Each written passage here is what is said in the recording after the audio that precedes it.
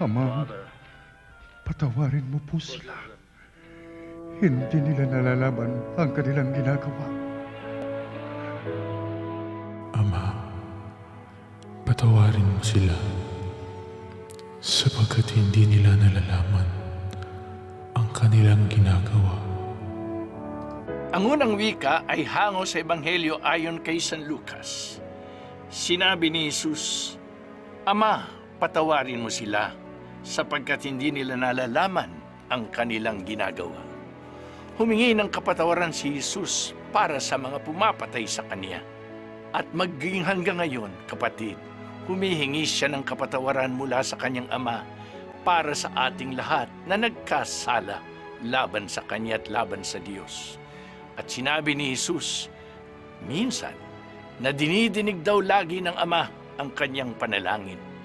Kaya't didinggin ang hingi ng kapatawaran para sa atin. Ngunit tinatanggap mo ba, kapatid, ang pagpapatawad ng Panginoon? At minsan tinanggap mo naman, ikaw ba naman ay marunong magpatawad sa iyong kapwa? Katulad naman ng sinabi ni San Pablo, magpatawaran kayo sa isa't isa kung paano pinatawad kayo ng Diyos sa pamagitan ni Kristo.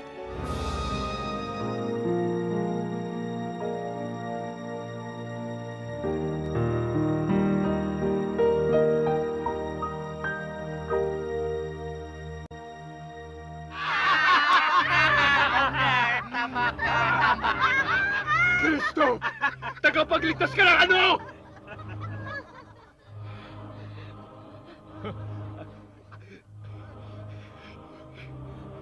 Ikaw nga ba ang Kristo?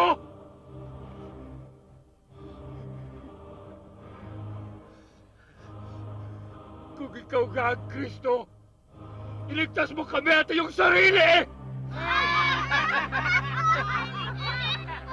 Talaga bang wala ka ng takot sa Diyos? Kahit sa sandaling ikaw ay nakapako sa krus. Ito'y nararapat lamang sa atin. Ito'y kaparusahan sa ating kasalanan.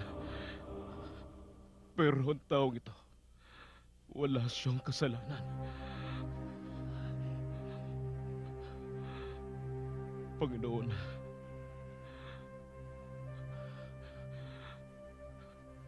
sana'y alalahanin mo ako pagbalik mo sa iyong kaluwalhatian sa langit.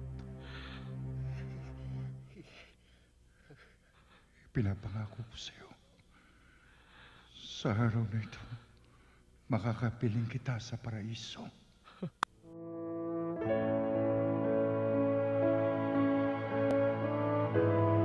Sinasabi ko sa iyo, ngayon din, isasama kita sa paraiso.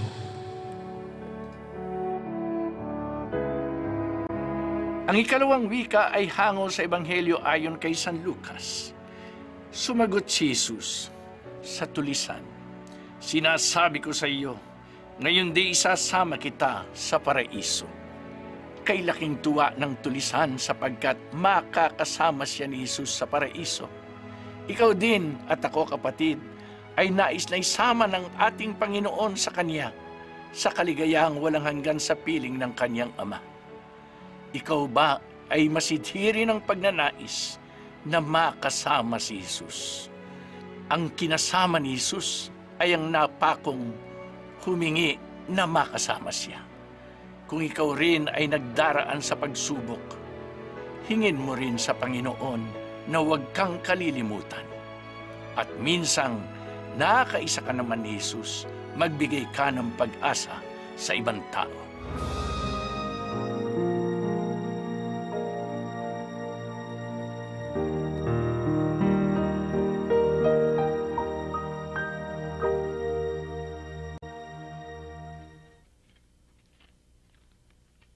Anong kailangan nyo rito? Siya si Maria, ina ni Jesus.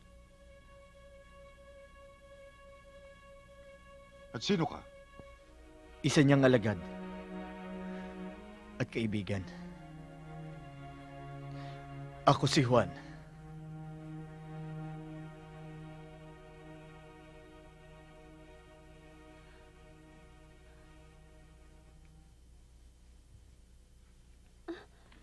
Halika. Maari po ba kami makasunod? Halika. Hanggang dyan na lamang kayo.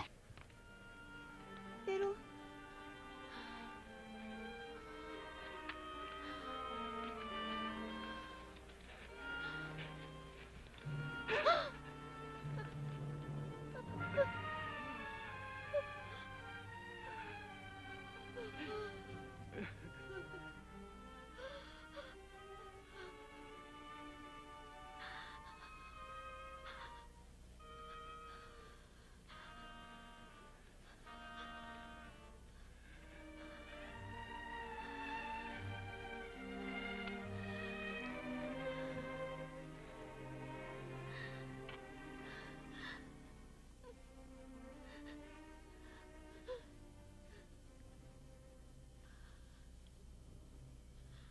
Ina.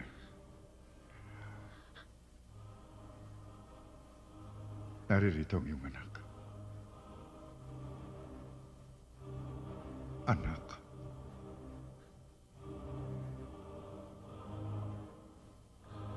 Naririto ang iyong ina.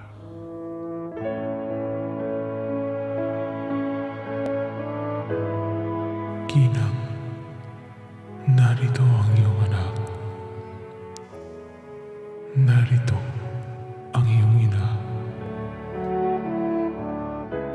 Ang ikatlong wika ay hango sa Ebanghelyo ayon kay San Juan.